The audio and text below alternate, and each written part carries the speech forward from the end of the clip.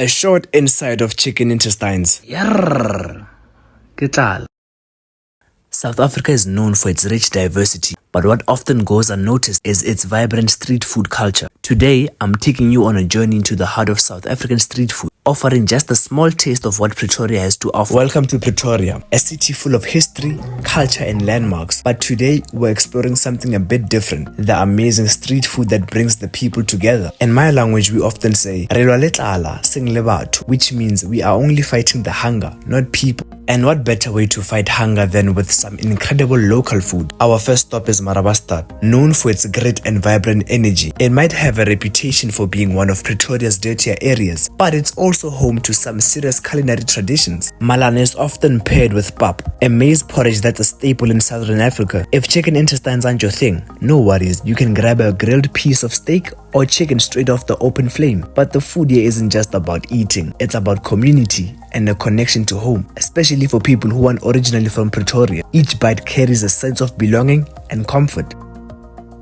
Let's start with pap. In other African countries, it's known as fufu or sadza. It's made with just corn flour and water, but it takes strength to make, especially over high heat like this. It can take up to 30 minutes or more, but here in Marabastad, they've mastered it. 25 minutes and you're good to go.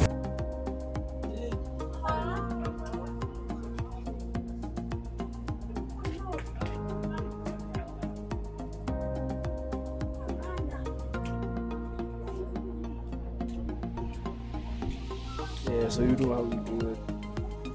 Reyemimo, you doing the most.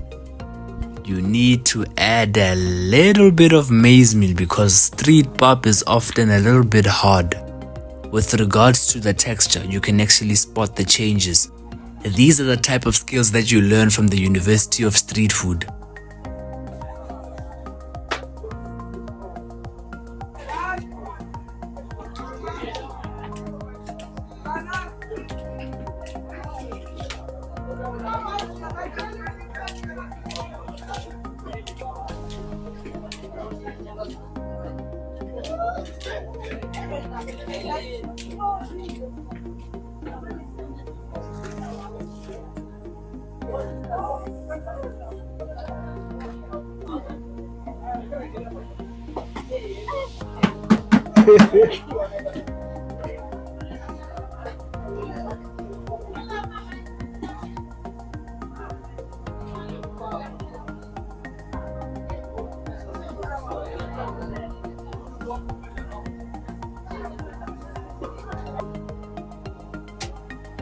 Phela uyasebenza usemsebenzini.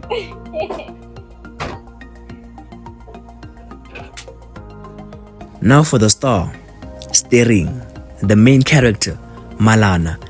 Deep fried chicken intestines seasoned with paprika for that extra kick. If you're not a fan of intestines, there's also grilled chicken legs and beef steaks. But Malana is the real crowd favorite here. The meal is usually served with vegetables like spinach, cabbage, and chakalaka. Chakalaka, which is a spicy salsa that's a South African staple. Now, some people might say, Malana isn't really part of our culture. but who defines street culture? What matters is what you find in the streets, not where you come from or what you think you know. Some even label Malana as a slavery meal, but I like to call it soul food, because if it's a slavery meal, then let the people who fought and died for us live on through it. We honor them by cherishing what they have created when they had so little, turning nothing into something beautiful. That's the real, true spirit of street food, turning humble ingredients into meals that fed the body and the soul.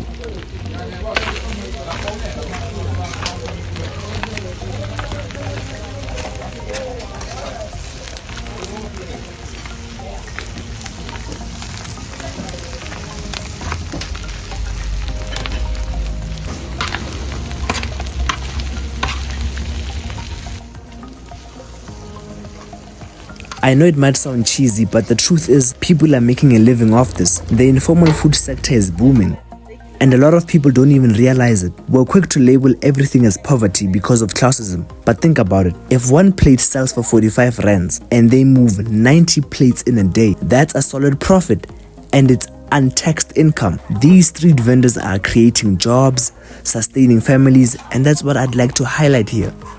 It's more than just food. It's about survival, This is what happens. entrepreneurship, and the hustle.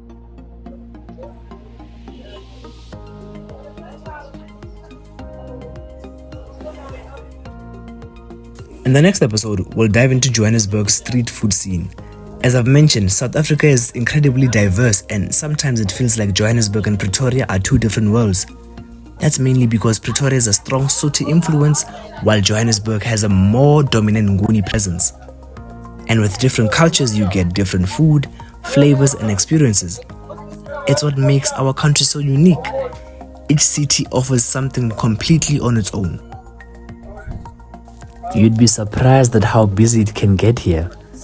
The place fills up quickly, and people waste no time enjoying their food.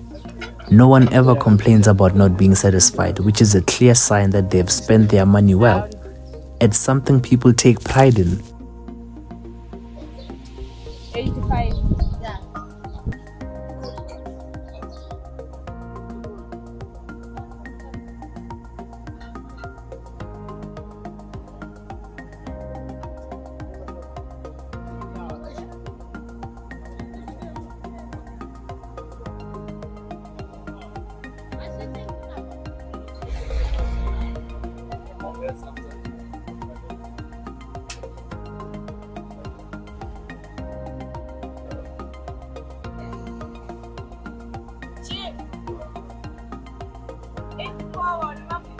This is a small portion of what I've been able to cover about Malana in Pretoria.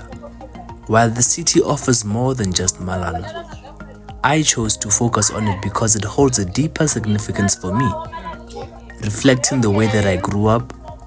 Through this, I aim to show you how vast and interconnected this ecosystem we call the world truly is.